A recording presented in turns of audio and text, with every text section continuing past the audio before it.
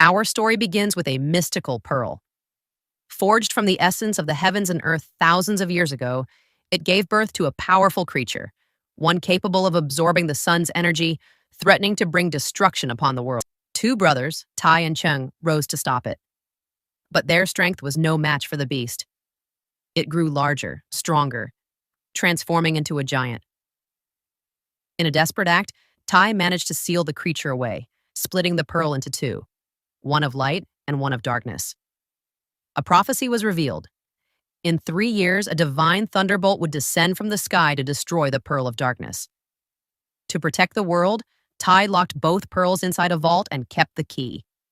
He was instructed by Master Yang to give the pearl of light to a child yet to be born. But this decision ignited jealousy in Cheng. Why was Tai chosen? Why not him? We shift now to Lord Li and his wife Min, on their way to the temple. Min was with child, and Tai greeted them with news. Their unborn son had been chosen to receive the pearl of light. Days passed. Min went into labor. All awaited the arrival of the one who would lead after Lord Li. Elsewhere, Chung prepared a sinister spell using 2 talismans. He bewitched Tai's assistant, who then tricked Tai into drinking a potion. Tai collapsed. The assistant tried to open the vault but couldn't touch the pearls. Meanwhile, Min was in pain. She needed the pearl now. Lord Li rushed to the vault and was shocked to see Tai unconscious. He struck him repeatedly until he woke up and opened the vault. The assistant tried to steal the pearls, but Tai stopped him just in time, realizing he was under a spell. Suddenly, an old woman appeared.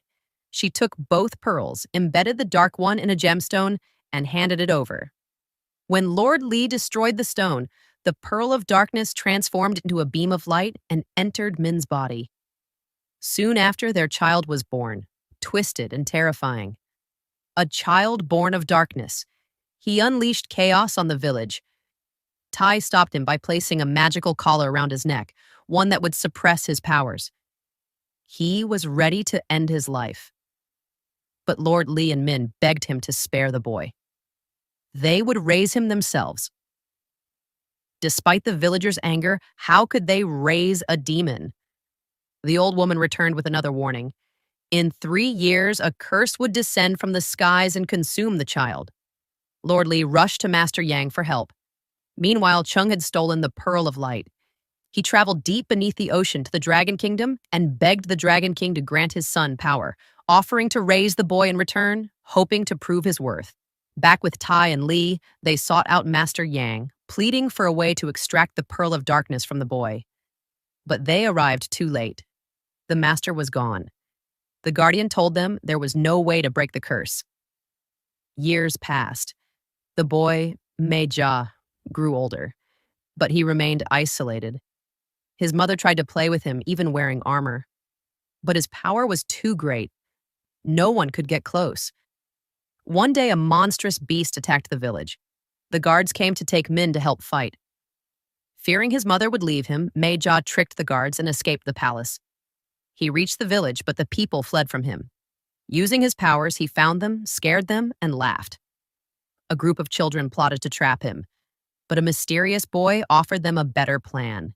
They agreed, only to realize, too late, it was Ne Zha himself. He lured them into their own trap. The children's fear turned into anger. One of them accused Ne Zha of being a demon, something not human.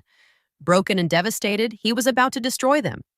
But Tai appeared just in time, saving the children and stopping Ne Zha.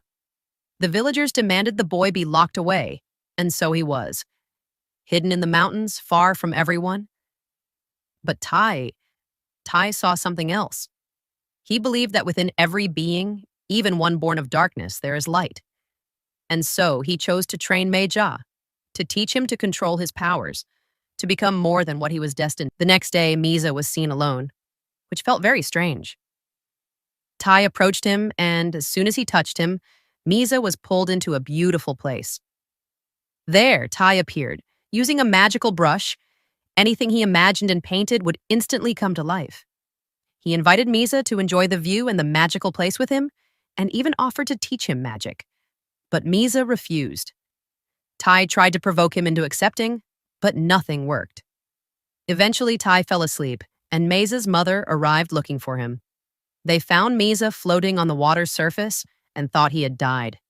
When Tai tried to help, the magic brush exploded in his face. Meiza had used it to turn a frog into the form of his mother. Meiza tried to help Tai, but accidentally set him on fire. His parents arrived and helped Tai. His mother encouraged him to stay hopeful, to prove to the villagers that he could do good and that he wasn't the outcast they thought he was. But Meiza confessed he hated them all because they always treated him like he didn't belong. They decided to give him a new weapon to fight demons. Meiza was thrilled and finally agreed to learn magic to protect the villagers from the monsters. Tai began training him, but sadly, Meiza failed again and again and ended up killing innocents along with the demons. His father tried to convince him to continue training, showing him images of the monsters he had fought, but they also showed the innocents he had harmed. Still stubborn, Meiza stole Tai's magic brush and used it to draw a portal, escaping from the painting world. Back in the village, he noticed a monster that could manipulate water. It was about to eat a dog, so Meiza intervened, but the monster hid in barrels of water. Meiza began destroying the barrels one by one. The villagers saw him doing this but didn't realize he was chasing a monster. Eventually, he burned all the barrels, and the monster escaped into the forest. Unfortunately, it kidnapped a young girl, and Meiza chased it all the way to the sea. Just as it was about to flee, Meiza appeared and blocked its way. We then learned the monster was the son of the Dragon King, and that Xing had given Meiza the crystal of light when he was a child. Meiza remembered his enemy, took the girl, and the battle began. The monster used bubbles to paralyze them and turn them into stone. It even grabbed Meiza's hand, but Meiza fought back, even after his hand turned to stone, and managed to defeat it. The monster then gave him a cure that restored his hand. He also freed Bin, who returned to his normal self and thanked Meiza for saving his life. They became close friends, always playing together. Before leaving, Bin gave Meiza a magical shell to call him anytime he wanted to play again. Meiza was overjoyed. It was the first time anyone had played with him. Bin realized Meiza was his only true friend. He left, and Meiza returned to the village, only to be accused of kidnapping the girl. No one believed he had saved her from the monster. Her father accused him directly, calling him the monster.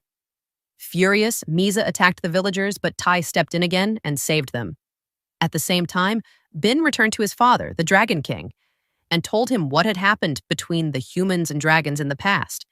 His father explained that dragons once protected humans from monsters, but humans turned against them for no reason. That's why they were banished to the underworld. Now they plan to use Meiza to fight the humans. Once the Dragon King appeared and saved the village, people would release the dragons and make peace once again. Back to Meiza. His mother told him they had invited the whole village to his 3rd birthday. She also said they had caught the monster he was chasing and that it would confess the truth in front of everyone. Meiza was so happy, and he rushed off to invite his only friend, Bin. When he blew into the shell, Bin appeared before him. After everything he's been through, he decides to invite his only friend, Ben, to his birthday. He blows the magical conch, and Ben appears. Touched by the gesture, Ben agrees to attend. But before setting off, the dragons gift him an armor, crafted from their own scales to protect him. They also warn him, Meiza is cursed. He won't live past his birthday. And if the villagers discover who he truly is, they'll have no choice but to kill him. As the day approaches, Shang visits Meiza and reveals the truth. He, too, was created from the evil crystal, and like him, will die on his birthday. Later, when Meiza meets his family, Tai offers him a gift, a powerful tool to fight the monsters ahead. His father gives him a talisman, telling him, "You must fight for the future." But Meiza surprises them. He already knows. He knows he's going to die. He chants a spell, one that breaks Tai's magic, revealed to him by Shang. Meiza loses control. His body shifts. He attacks Tai, nearly killing him. Until Ben intervenes. Using his ice powers, Ben restrains Meiza, buying Tai just enough time to reattach the magical collar. Meiza collapses, returning to normal. Then, he walks away. But now, Meiza's father knows the truth. His son is one of the Dragon Clan. The villagers demand his death.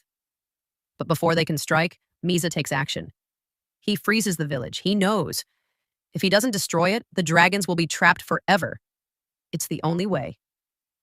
Later, Ne Zha learns that his father sacrificed himself to save him, and that the talisman he gave was meant to protect him all along. Determined, Ne Zha returns to rescue him and confronts Ben in an epic battle. Ben traps them all inside a magic painting using his enchanted brush. A new fight begins, inside this world of canvas and color. But as chaos erupts, they realize they're trapped inside an icy crystal. They clash again, desperate to escape. Ne Zha grabs the brush with his foot. He can't draw, not at first, but with everything on the line, he creates a portal, a way out. Ben transforms into a massive dragon. He soars above the icy dome, ready to obliterate the village. Ne Zha has no choice. He recites a final spell and transforms. Stronger than ever before, he channels all his power to stop the ice from destroying the village, and just in time, he saves them all. Then he faces Ben, but doesn't kill him. Ben asks, why? And Ne Zha answers, because you're my only friend.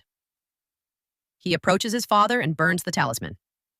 He apologizes, saying the one thing that hurt him most was never being able to play with his father. Not even once. Not even on his birthday. He wished things ended happily, but instead, they ended in sorrow. The curse begins to consume Ne Zha. Ben tries to stop it using the dragon shield, but it shatters. So they join hands, combining their powers. That's what true friendship is. But even together, they're not strong enough. The curse is overwhelming. Tai steps in. With one last act of magic, he seals their souls inside the vault, but their bodies perish. Their parents grieve. But Tai tells them their souls are still alive. Just not in this world. And in the end, the villagers apologize. They thank him for saving them all.